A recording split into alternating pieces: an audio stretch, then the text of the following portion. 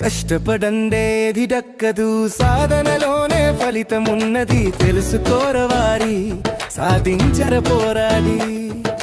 మంది తింటే నీకు కడుపు నిందదు, నీకున్నదేదో ఎప్పుడు ఉంటది. తెలుసుకోరవారి నువ్వు నడువరని దారి. నీ అధికారం నీ సంపద క్షణభంగురమేరే, అది ఎప్పుడు ఉండదురా.